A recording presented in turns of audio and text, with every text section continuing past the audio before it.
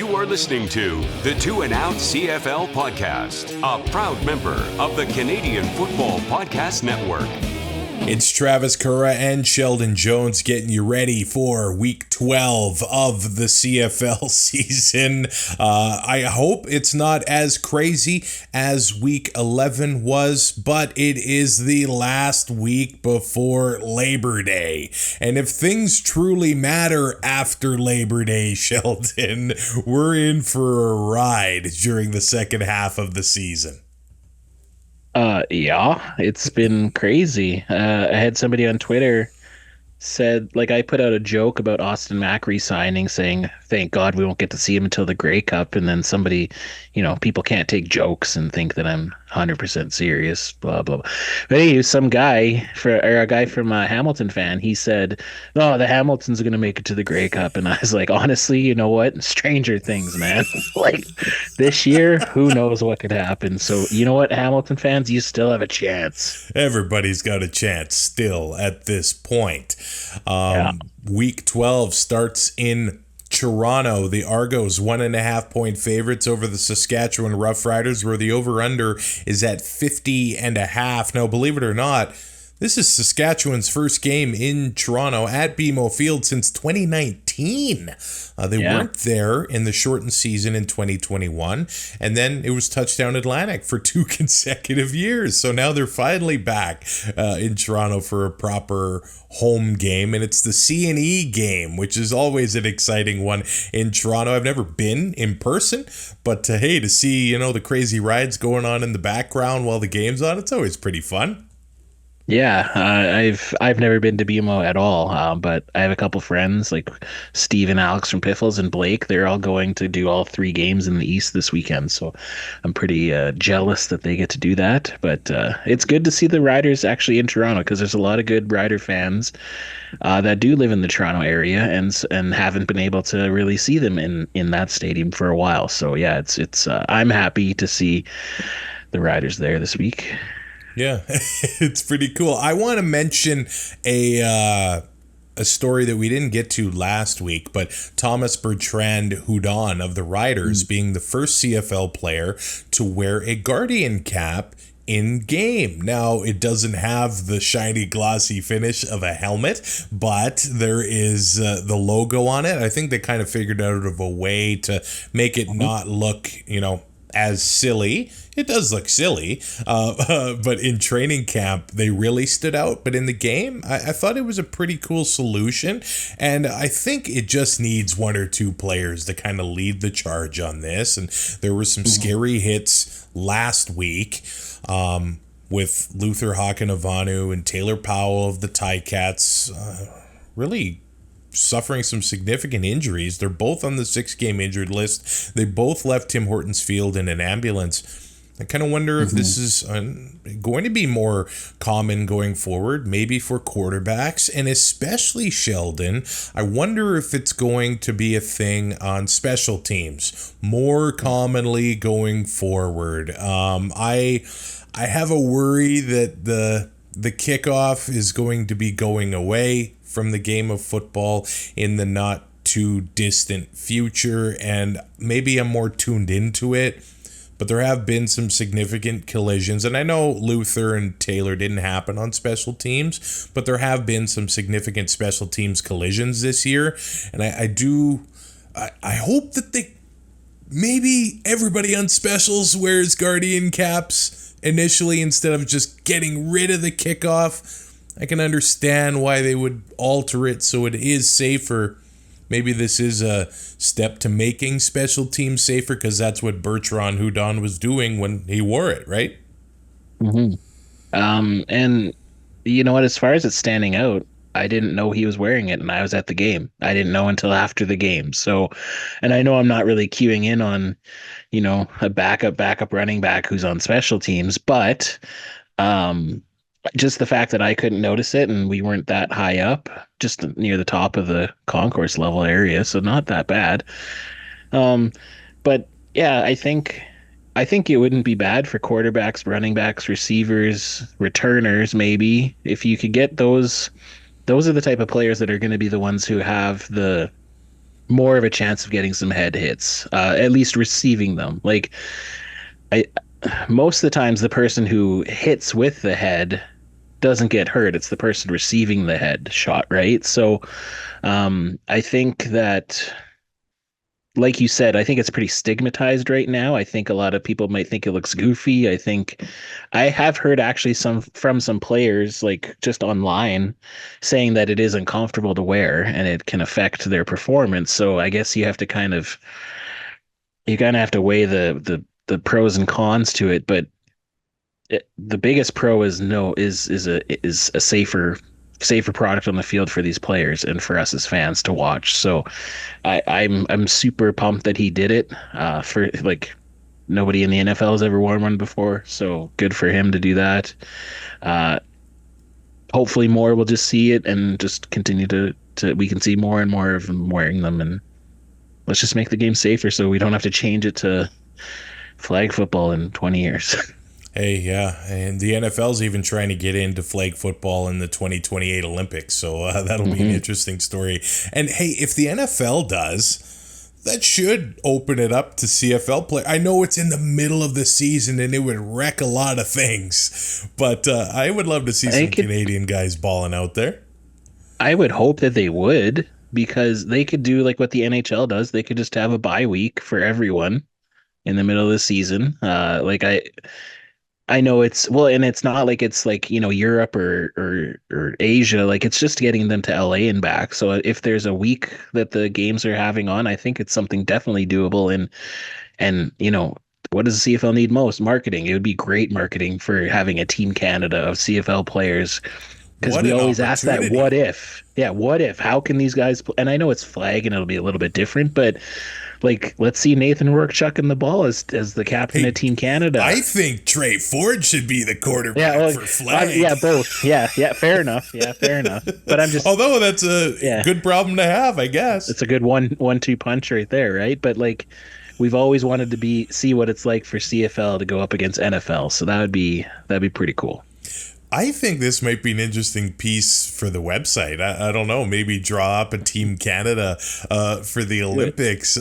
Trey Ford, trying to get the flag off of him, I think would be fun. KSB, Dembski, Oliveira, like all these guys. It's a fun experiment, and I know it's 4 years out, but I think it would be interesting to talk about anyway. The big story in the Rider Argo game is obviously Chad Kelly returning to the lineup and starting for the Argos. He did offer an apology. He stood in front of the media for about 7 minutes. First time talking to the media since the off-season. Accusations and punishment. 9 games missed here. And the media was asking some tough questions. They said, if you're sorry now, why did you lie in the first place? So, hey, they did bring the heat, I thought, to that scrum, even though he did, avoid most of those questions and realistically stuck to the script. Yeah, and I think we all knew that was what was going to happen. But the biggest thing is that he did at least say he was sorry, and now we get to see if he was sorry, because if he was really sorry, it won't happen again. And it's unfortunate they have to have all these safeguards and rules and last chance clauses for him. But that's what we have to do right now. And now it's up to him to own it. Which it looks like, I guess he kind of is now, even if it's not his own words and somebody else's that were written down for him to say. But I think, you know what? There's a lot of people who are upset about this still. I think we are too, that he just wasn't dealt with a little bit differently and we wouldn't have to deal with it anymore. But at the same time, it's not changing. So I think if we want to, like, there are certain people who can, if they're in Toronto and they want to show that they're upset about this, and they can do that with their pocketbook and all that stuff, and more power to you. But I think for the vast majority, like, I'm not saying like get over it, but I think it's just like we have to live with this is the decision that the league and the Argos have made, and I think dwelling on it is not going to do any good. Let's just let's just hope it doesn't happen again, and let's hope that they have safeguards in place for anyone on that staff to never have it happen again, and just in the league in general. Let's use this as a teachable moment, and let's just hopefully these guys can just stick to football, stick to being good, decent human beings, and at the very end of the day, no means no. Yeah, and I've heard that there are going to be some fans in attendance with plans of chanting "no means no." I don't know if that's going to appear on TSN or not, but Chad Kelly was already in the process of trying to rebuild his image in the CFL, and now it's back to square one in the CFL that way. I actually do think that the punishment that the league handed out was fair. Yeah, I guess so. I don't like there was nothing physical. That's that's the main thing. Like, I'm not trying to diminish what he did or what the investigation found out that he did, but at least it wasn't anything physical. Like it was harassment, and I don't want anyone to be harassed, but at least it wasn't assault. At least it wasn't the R word. Like, if it was any of those two things, I don't think there would have been a way for him to come back from this. So, the star quarterback of a team maybe thought he was a little cooler than he should have been and didn't like taking no for an answer is what it seemed to be, and kind of got upset about that. So he has some anger issues. Hopefully he's worked on that in this time away, and he said he's continuing to get the counseling, so that's good. And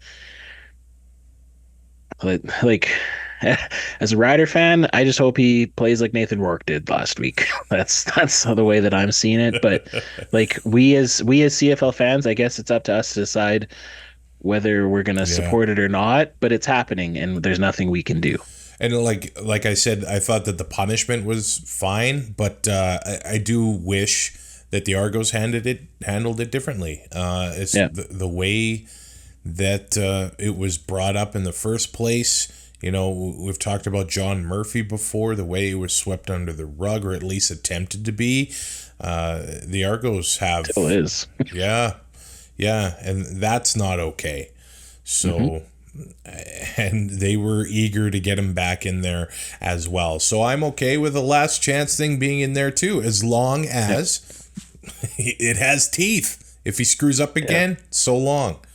But hopefully it does have meaning that way. I know it's written into there that he'll have a chance to appeal, which is lame, but whatever. And you mentioned you mentioned Nathan Rourke, and I thought it was a good question from Matthew Shinetti to Ryan Dinwiddie, the coach of the Argos, asking if seeing the way Rourke performed after 3 days of practice kind of gives him some pause with how to handle the quarterback for this game. 1 week of practice, no training camp, against a Saskatchewan Roughriders team that has a pretty darn good defensive line.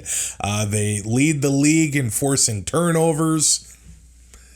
And he said, he kind of did think about how he's going to look in this game. Hey, the Riders are in mid-season form, man, and it's not... And I know they're on a losing skid right now, but I still think the way their D-line performed against Montreal last week, and I don't think that is the biggest problem, although, they let Alexander march down the field and, command center be damned, scored the winning touchdown late in the game. But there is a serious chance that there's some rust here, isn't there? For sure there is, but at the same time, we don't know. Like, Chad Kelly could have been throwing with his receivers and going through play, but outside of practice time, I would actually be willing to bet that he did. So I think it's going to be a little bit different than Nathan Rourke in that sense, because Nathan Rourke's brain has been filled with 4 different playbooks within a calendar year here. And I think Chad Kelly has been dealing with maybe, his ego taking a hit and trying to deal with this punishment that he's had, but I'm pretty sure he's still been preparing or throwing, or so I think the offense. Yeah. And it's just there are a few pieces of that offense that are different that he may not have been able to have like actual practice time other than this week. And so maybe that will, and let's be honest, the last time Chad Kelly played a game, he threw what, 6 picks in the Eastern Final. So Yep. everyone's going to have a bad game, but I the Riders defense is playing very well. And I actually think that they kind of got better by subtraction this week with, you never want to see a person get hurt, but Mari Henderson was not playing very well the past couple of games, and he got Well, blown Williams was by. hurt too, so I know, yeah, but now Williams is back, and I think that's going to be a great thing for the Rider defense, and I don't know. Mace knows who he's playing, right? Because Mace was there for the past couple seasons as the defensive coordinator. So I think it's gonna be a good matchup between these two coaches who know each other very well, and they're gonna try to find ways to see who can beat the other guy, I guess. And I do agree with this point. Argo's practice was a bit of a circus on Tuesday. Hopefully, there's more attention to that team on a regular basis going forward in the 6. With Chad Kelly coming back, the Argos have released Brian Scott, a backup quarterback that actually a lot of Argo fans grew to be a fan of. And Darius Pickett threw a tweet out there saying, hey, this guy's got a future. And maybe a team is going to sign him sooner rather than later. There's a lot of people high on Brian Scott, recently released by the Argos. But hey, you mentioned it. Mace is back at BMO. Toronto this year has beaten 4 of the 5 West Division teams at home, which is quite an interesting stat. I think BMO is a tough place to win for opposing teams anyway. I do wish that AJ Ouellette would have been able to have the return to BMO Field, but he's on the 6-game injured list for the Riders now. Mitchell Picton is on the 6-game injured list for the Riders. So Kean Schaefer-Baker returns to the roster, and Frankie Hickson returns to the lineup and starts at running back for the Roughriders. So, hey, I guess the depth at receiver is going to come into play here for the Riders because they've had some American guys step in. Hey, I don't know, Dante Myers, he keeps putting up the yards. He's got an opportunity here in Toronto because Trevor Harris is back playing in a city that he's familiar with as well, Sheldon. Yeah. It just seems like other than a couple guys, the Riders are starting to get healthy, which is huge because they're on this skid, and it's remarkable that they're still in first place with going 0-4-1 in the last 5 games. But I just they're gelling. There's still a couple more pieces. We got a new right tackle again, the 6th starting right tackle who's in, but he's a guy That's who crazy. who knows Toronto too, and he knows Mace, and didn't have some very good things to say about Calgary and Dave Dickinson, but happy he's here and happy he's happy, I guess, now. But it's going to be a good matchup because Toronto, they started out pretty decently without Chad Kelly, and then they've kind of hit a little bit of a slide. So couple teams who are both needing a win here, I think. Especially with Ottawa and Montreal kind of running away with the East, Toronto definitely needs to get a win to keep pace. Yeah, if they want another home playoff game. But right now, certainly looks like that streak of winning the East is in danger for the Toronto Argonauts. Let's go to Friday Night Football, where the Bombers are heavy favorites over the Hamilton Tiger Cats. 9.5-point favorites with the over-under set at 48.5. Since we last recorded, more details coming out about the Chris Jones contract with the Ticats. You've noticed that they're not calling him the defensive coordinator. They're calling him, I guess, the play caller and defensive assistant. Basically, he's working for free. The Elks paid him out. And I guess he loves football, so we can't take that away from Chris Jones. The guy lives, and breathes football. And I think many will say that his struggle was the GM and the head coach and the DC hat all being worn at the same time. He still brings value to the league as a defensive guy. That's what a lot of people say. Will he be able to change the fortunes of the Ticats overnight? Well, probably not. They have released the starting DB, Kenneth George Jr. That's one of the changes that have been made since Jones has come into the fold there. But, Sheldon, that's just another one of those things when it comes to the football operations cap. When you're able to bring in a guy that's had as much experience in the CFL as Chris Jones for free, I mean, that's another wrinkle into that process. Yeah, what it is it's BS. Like, I can understand, and there was times when a coach had left to go to the NFL and they were collecting an NFL paycheck and they came up and then they weren't getting paid, or they were getting paid very little. That's fine because it's a different league who's paying you money. I think this is just cap circumvention because, yes, the Elks paid him out what they owed him, but every time, as far as to my recollection, if a coach got fired and he was getting paid out and then he went to go to another team, whatever he made at the new team would come off of what the other team would have to continue to pay. So maybe there's a difference between the Elks actually paying him out all at once, and maybe that's the issue that why this is allowed to happen, I guess. But it's so ironic. Chris Jones is the reason the coach's cap is in there in the first place, because Craig Reynolds could not rein in his 25 scouts and 69 assistant coaches and Nice. 169 extra players that he had Nice. on the roster, or not on the roster, but in town. And so he does that. The Craig and the rest of the presidents cry to the CFL that they can't afford this stuff, so they put a cap in, and now he is allowing the Hamilton Tiger Cats to not have to pay their new defensive coordinator, because that's what he is. He is the defensive coordinator. He's not just some special assistant who's calling plays. If that was the case, they could have kept Washington there, and Chris Jones could have been advising him. So I think it's bull, but it's just another like freaking thing that the CFL, like that this year, that we can just be like, are you serious? And so, you know what, at the same time, I'm kind of here for that stuff because it's been crazy and exciting. Haven't the Ticats suffered enough, Sheldon?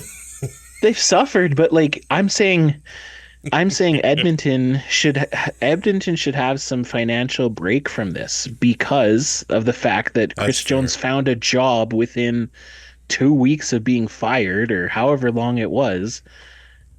Like, usually when coaches get fired, they just sit around on their ass and collect their paycheck until it's time to work again. But if not, they like, why should the team have to pay him if he's already working again? I don't know, man. That just seems. You have a bunch of players. You have players getting paid $250,000 in marketing that doesn't count against the cap now, and now you have a defensive coordinator who's not getting paid to be a defensive coordinator. Make it make sense. If you're not cheating, you're not trying. Yeah. Chris Jones is Eddie Guerrero, that's for sure. Win if you can, lose as you must, but always cheat, in the words of the great Jesse the Body Ventura. No, Bo Levi Mitchell has fallen back into the starting role as the Ticats quarterback. Taylor Powell's on the 6-game injury list, unfortunately. Yeah. Man, I would love to be a fly on the wall in that quarterback room, and just to be there for the conversation when Scott Milanovich had to been like, okay, Bo, you're our starter again. I wish he would just been like, yeah, I'm not going to start. No. If you're Bo, like, how do you keep that competitive fire? Yeah. I know he's not talking to the media, and I wish he was talking to the media, like, because I still don't like how he's not talking, but at the same time, like he looked very supportive on that game. Like when Taylor went out and when he went in there, and then when he got pulled at the end, and the other guy went in there and got his first touchdown, like he looked very happy for him. He looked like he was helping him. So I think Bo's being the consummate teammate here, and that's great for if he gets another chance at another team somewhere next season. Well, and I think at the beginning of the year, I don't think Bo and Milanovic really saw eye to eye. No, I don't think so either. All. So, yeah, this is interesting. Maybe Bo's playing for next year, or I don't want to say it. Is he wrapping up a career? I don't know. Could be. Now, the Ticats have 22 passing touchdowns. 11 of them come when they're down by 14 or more. Yeah. So there's a lot of that going on. The Ticats, like their offensive numbers aren't bad. They're third in the league in offensive touchdowns kind of thing. They're third in the league in offensive points a game. But, a third of the time it's in garbage. Yeah.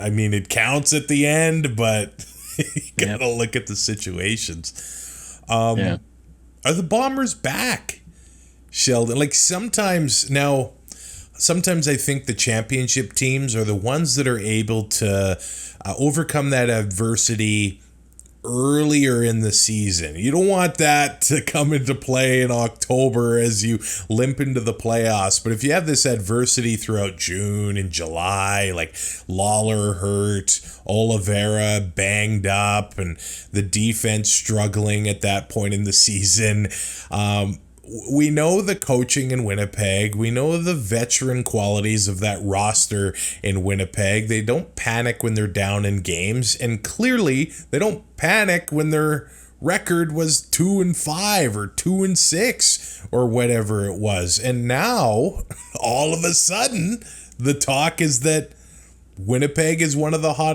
hottest teams in the West, right along with Edmonton, to be frank. But it sure seems like they're a force to be reckoned with again. Well, yeah, I think we've all known since the beginning of the season started that they didn't just become a bad team overnight. I think it's just age caught up to them. They lost a couple players to keep a couple of players. I don't think they just turned into a bad team. It's just they had to find their footing again. And when they found their footing, they look scary. And I know the last 3 weeks has just been them beating BC twice, which 3 or 4 weeks ago, I think that would have been a lot bigger of a deal than it is the past 3 weeks, because BC is they're one of the least powerful teams right now. Yeah. Them and Hamilton.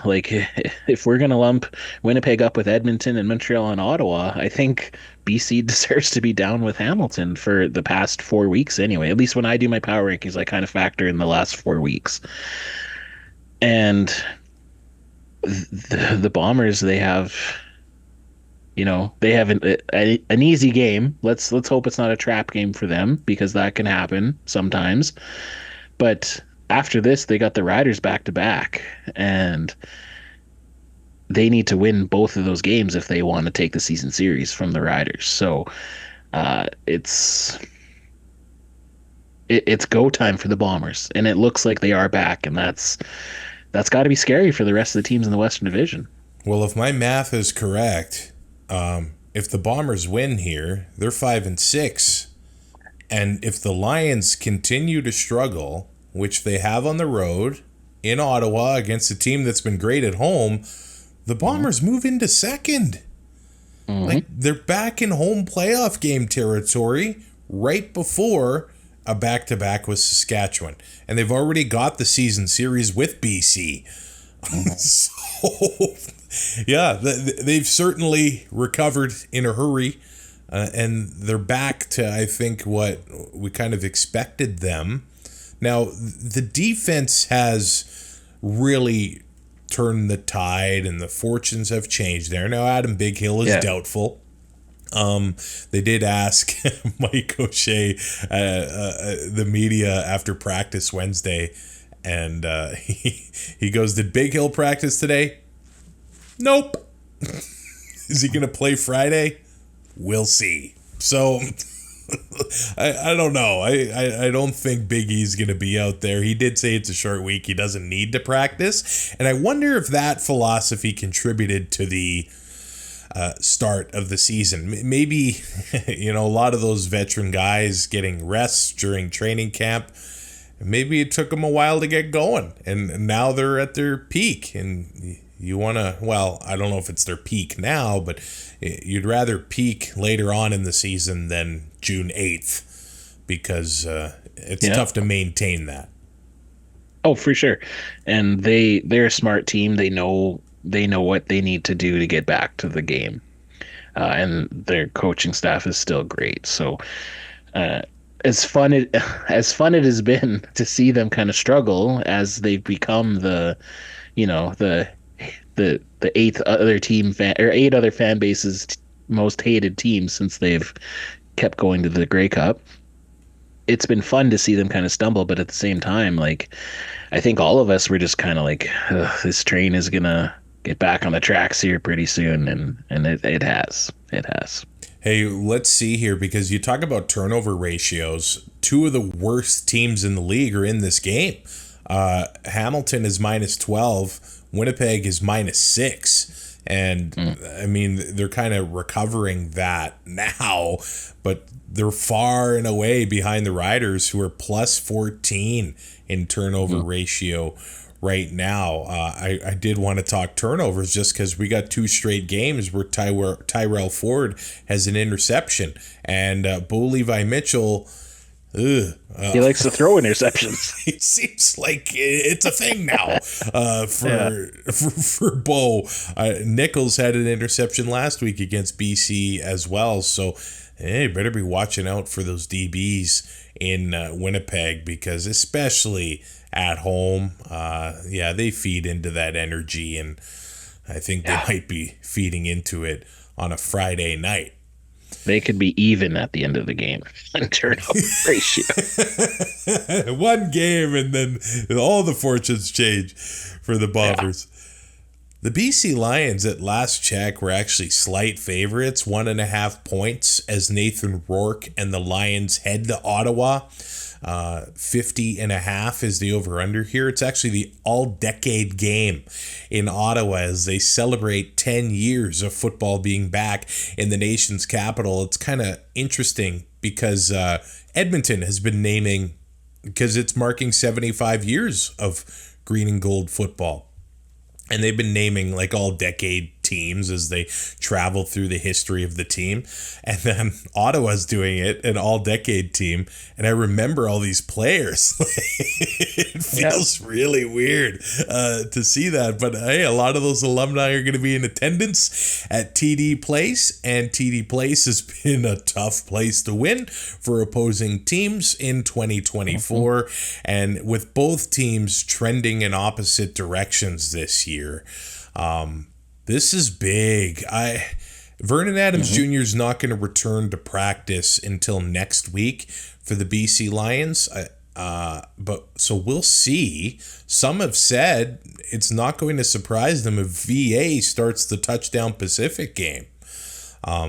So we'll see what Nathan Rourke's able to do with another week of practice. Now, he didn't get the luxury of having a training at camp against his team without these guys trying to, take you out of a play or separate you from a football. But 2 weeks in a row, you're dealing with Willie Jefferson 1 week, and now you're dealing with Lorenzo Malden and the RedBlacks defense. It's another tough test for Nathan Rourke and the Lions offense. Yeah, I think you can just hope that he's, knocked some of the rest off and it was a little bit better. But Ottawa's been playing really good. And like you said, especially at home. And with Montreal seeming to not slow down, like, Ottawa needs to keep the foot on the gas because Toronto is breathing down their necks. And, like, Ottawa, the fan base, like they've been through so much at home. The past few seasons, it's been like you haven't been able to buy a win. And this year, they haven't witnessed a loss yet. So I think Ottawa fans like get excited, like let's go Red Blacks. Look at that. And I think, keep going and they're gonna have a home playoff game and what a turnaround for the home games in that franchise. Obviously, every franchise has, ebbs and flows. And I guess, Ottawa had some great success when they first came into the league. I know there was like a 2-16 season, but then the next year they're in the Grey Cup. And then they win a Grey Cup the next year after that. So, and then they had their struggles once Henry Burris is gone and Trevor Harris is gone, and now they finally found a quarterback. Now it seems like they've almost got 3 that they can trust. Dustin Crum took important reps last year, and then Jeremiah Masoli starts last week in Calgary.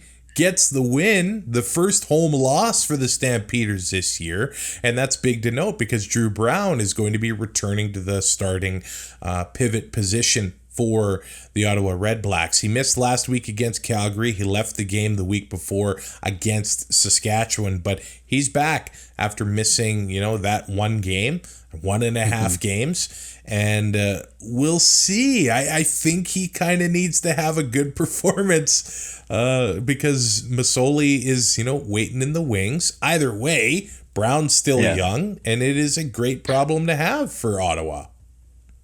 Well, yeah, and we've seen that you need 2 starting caliber quarterbacks to win a Grey Cup in this league. So BC, like if Taylor Powell gets healthy, to an extent Hamilton, like those are the teams where they have the quarterbacks who have proven to be able to, win some games when they need to. I guess you could kind of count Shea with the Riders, but he's been serviceable, so I wouldn't really put him there yet, I guess. But that's what you need down the stretch because we've seen so many quarterback injuries this season. And if that's going to continue, then you need to be able to have that next guy up that you can trust. And Ottawa has 2 of them just because of what Crum was able to do with his legs that first year he was in there. I've seen it brought up that CFL quarterbacks get hurt more often than NFL quarterbacks. And I kind of wonder why. Like, why does that happen? Yeah, it's a strange thing that there seems to be a rush of quarterback injuries every single year, and no team seems to be immune from it right now. I will say too that I feel like Ottawa brings the physicality a lot more than BC does at this point. Yeah, and it seems like they have the ability to do it all, to beat you up at the running game and then have some big passing plays as well. Jalen Acklin has started to come on. Justin Hardy has been consistent. And then Dominic Rhymes over the past month or so, he's there as well, making plays for the RedBlacks. So the Lions really have their hands full for this game. They're giving up 102.6 yards a game on the ground, and Rock Armstead, he had 11 yards a carry last week. Yeah. The Ottawa RedBlacks offensive line and running game, they're a force to be reckoned with, and it feels like to me this might be a long night at the office again for Nathan Rourke and the BC Lions. And I feel like actually the Lions receivers, while on paper, are great. McInnes and Hollins and Hatcher and even McCoy, they seem to struggle themselves. Not only the quarterback, but they had rough days a couple weeks in a row against the Bombers DBs. And they're going to need to step it up as well for their quarterback. Oh, for sure. When your quarterback's in there and he's still trying to get acclimated, like you need to be extra. You need to go out of your way to make it so that he has all that extra support, getting those tough catches, just so he can build up his own confidence, so that he can continue to throw the ball with confidence. And when you have drops, or when you have, not jumping high enough to get the ball, then it's gonna affect how that guy is. The RedBlacks giving up less than 80 yards a game on the ground. So William Stanback and the Lions going to have their hands full in that regard as well. The Montreal Alouettes are 6.5-point favorites over the Edmonton Elks here on Sunday. The over-under at 51.5. And for Edmonton, Trey Ford remains out. He's still dealing with that injury. So McLeod Bethel-Thompson is going to be starting again. But what has changed over the past 4 games for the Elks? It's getting that running game going. Now, it really started with Trey Ford in there. He was able to, I guess, take attention away from the defense. Javon Leake was reaping the benefits of that, but now it appears he's limited in practice and he might miss this week. Will the Elks be able to keep that running game going against the Alouettes with Kevin Brown possibly returning in tandem with Justin Rankin, who has been a monster running the ball for the Elks? As they've been able to run the ball, they've been able to win 3 weeks in a row. This is a tough test, however, against the Montreal Alouettes. We do know that. The Owls' rush defense, they're kind of middle of the pack. Same with the Elks, but we saw how the Elks ruined the average for the Riders.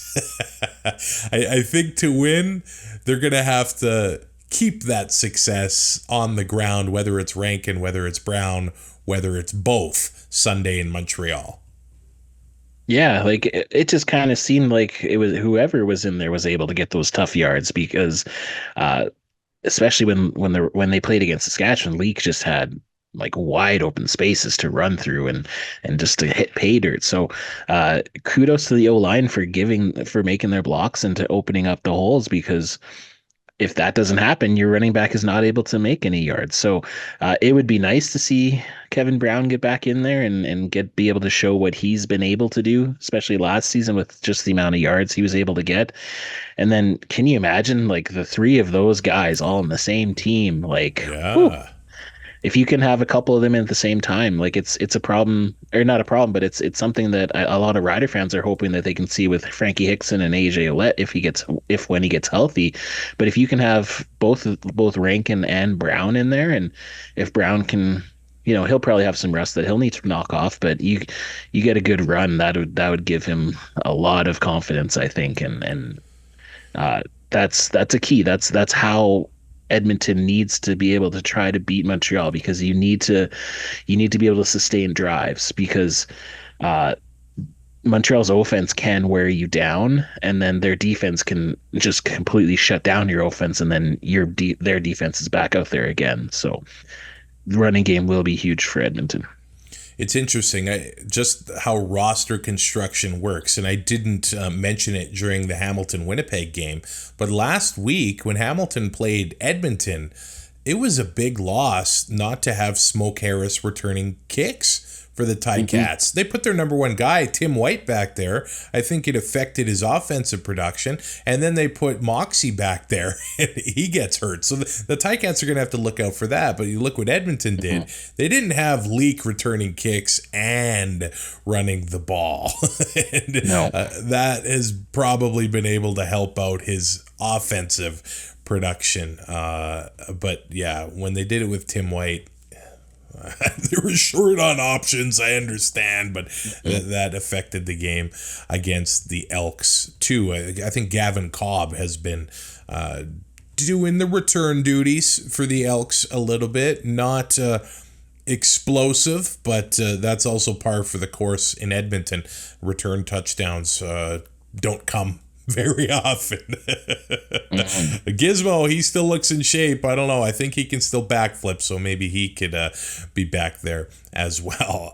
The big story for the Alouettes, though, well, actually, there's a few going into this week. They are 9-1, and they're still making improvements and additions to their roster. First, I'll mention they're celebrating the 1974 Grey Cup team this year, and those uniforms that they're going to be wearing on Sunday, the Delta Alouettes logo, man, do they ever look sharp.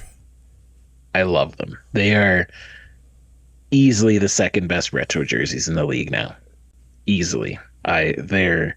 When I saw, like, we have a little group chat that we're in, and somebody put in there, these new Alouette jerseys are fire, and I went looking and I couldn't find them, and then when I finally found them, I completely agree. 7 fire emojis. They are amazing. And the logo on the front of the helmet, it looks just so cool and just I actually different. think it looks really good. But yeah, and the looks numbers amazing on the side, I think, yeah. Yeah. I'm excited to see them in action. Yeah, the Owls are going to look sharp on Sunday, that's for sure. And the Mack is back. Sheldon Jones, 1,154 receiving yards in 2023. He's back with the team. Now, we don't know if he's going to be playing on Sunday. He's recently released by the Atlanta Falcons. And now that receiving core, right? Right. Speakers there.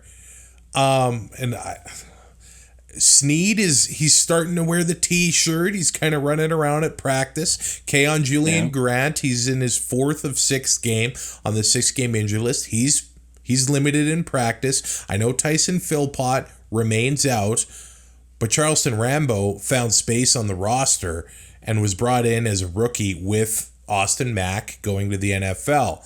He's been able to get his legs under him and become a big part of that offense. Now Mack comes in, man, and Reggie White Jr. is a reliable target in the offense. They seem to like to go to him close to the end zone. Anyway, Speaker is doing his thing. Fletcher is dangerous in the receiving game.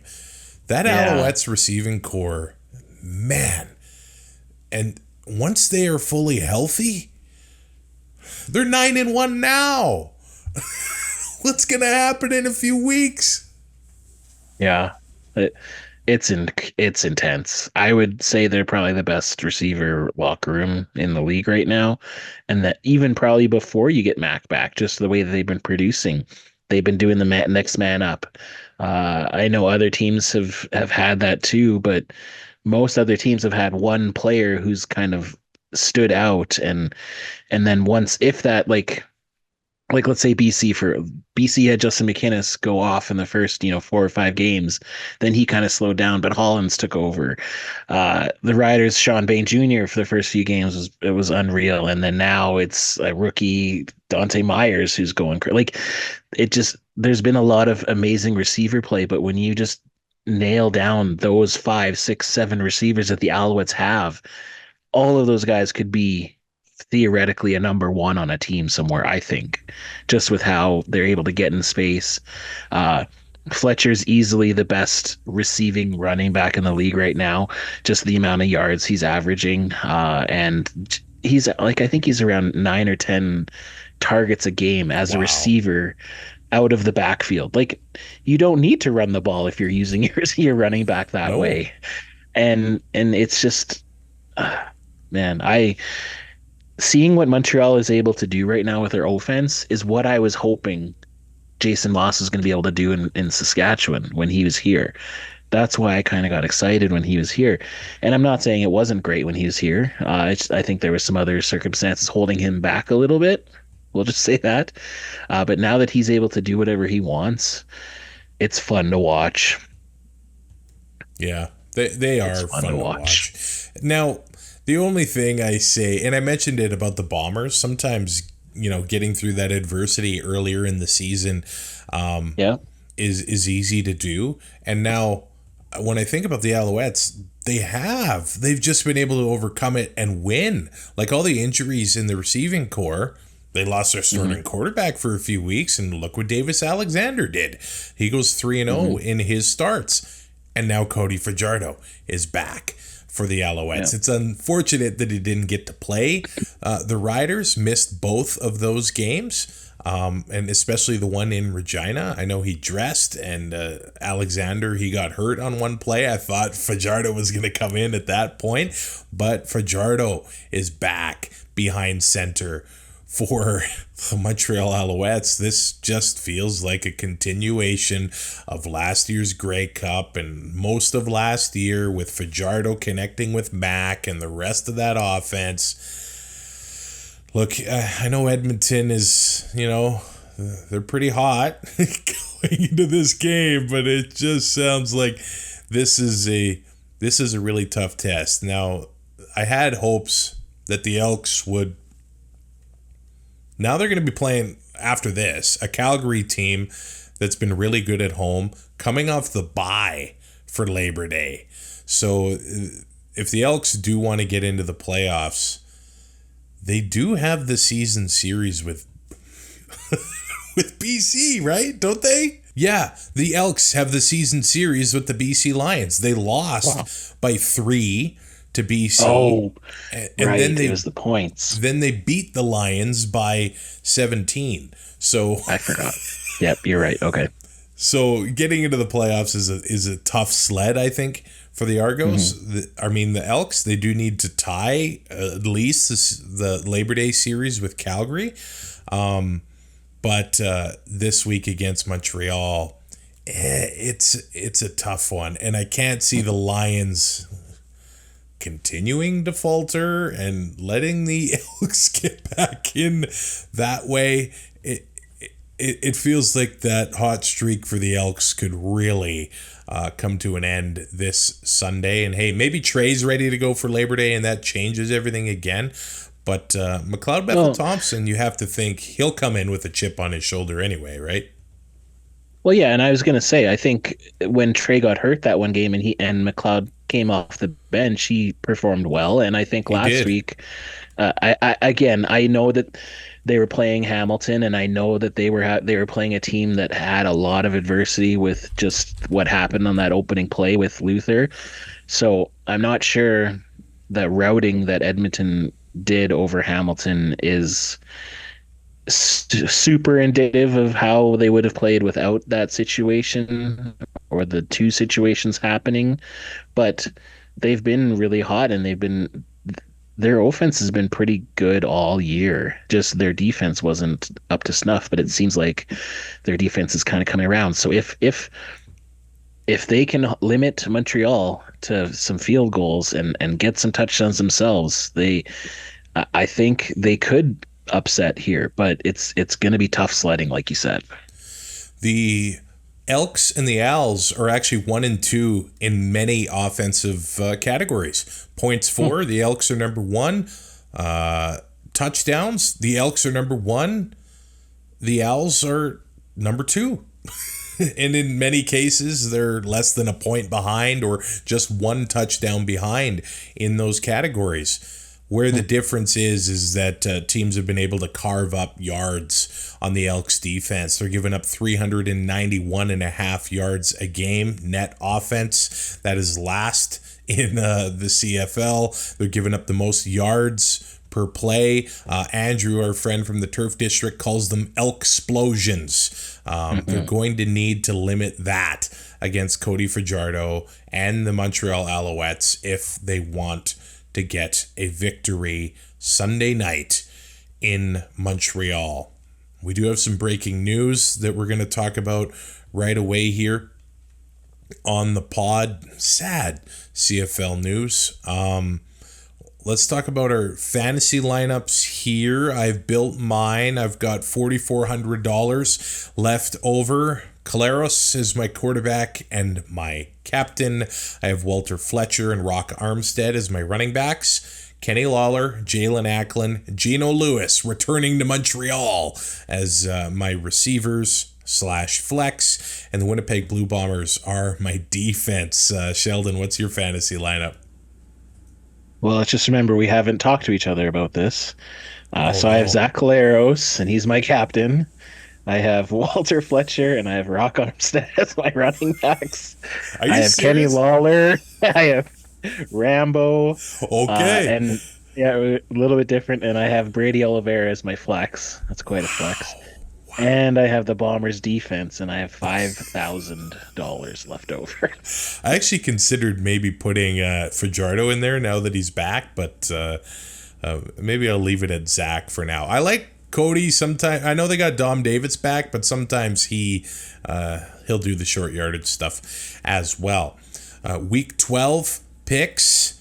Riders, Argos. I'm going Riders. Bombers, Ticats. I'm going Bombers. RedBlacks, Lions. I'm going RedBlacks. And I'm taking Montreal to beat Edmonton. Where are you going, Sheldon? Great minds think alike, because those are my picks as well. Well, that should prevent another 0-4 week from happening to me. And we received this news, during the pod. Some called him Grandpa Ken. Ken Miller, head coach of the Saskatchewan Roughriders for a very important time. 2009, the 13th Man Grey Cup. I'll never forget that.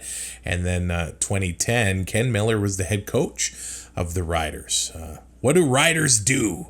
They ride. And I actually feel like Ken Miller's leadership and just the way that he reacted to that 13th man thing was so inspiring, and it actually brought me a lot closer to the team. I think the way that they handled that was quite amazing, but he had quite the career in the CFL. He was a quarterback coach with the Argos in 2002 to 2005. He was their offensive line coach, so winning a Grey Cup in 2004. He was the D-line coach for the Argos in 2006. He was the OC for the Riders in their 2007 Grey Cup victory, the head coach from 2008 to 2011. And he had been an offensive consultant with the Montreal Alouettes as well. But, sad news. 82 years old after a battle with cancer, Sheldon. Yeah, super sad. You stole my. I was gonna say what do riders do, but that's fine. can say it too. They ride. He was just like you said. He was the epitome of a player's coach, but you never. I get a sense that the players never wanted to cross him, even with his like super soft demeanor and like you said, Grandpa Ken.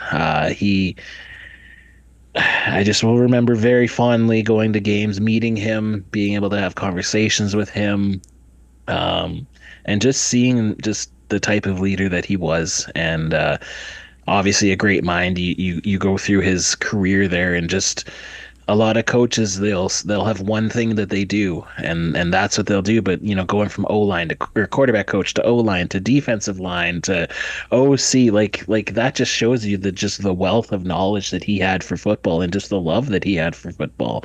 And I know after he was done coaching there, he had come back to help out a little bit, and he was able to come up until recently, up until like pretty much COVID, he was coming back to see the Riders and Rider fans kind of yearly. So tough. It's just another loss of one of your Rider heroes, I guess, as a Rider fan. Last year with George, and this year with Jim Hobson and Ken Miller. Now it's just a tough year for Rider fans, I guess, but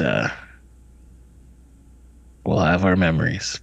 And he leaves behind quite a legacy. So our condolences to Coach Ken Miller and his family. You can rate, review, and subscribe to and Out on your favorite podcatcher and on YouTube. And this is a pretty cool feature. Now that we're over 500 subscribers, if you're looking for a way to support YouTube or the show through YouTube, you can actually do a super thanks, which is basically you leave a comment and you can leave a toonie or a $5 or what have you. But also the merch store is linked to our YouTube channel. So if you go to the YouTube channel, you can click the store under the channel and all that. Otherwise, you can go to the website toandOut.ca.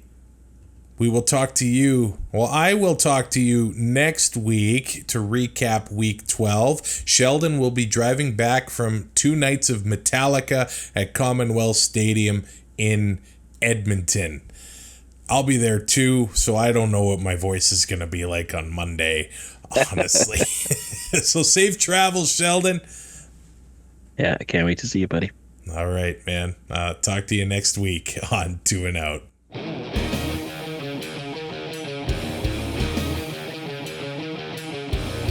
Thanks for listening.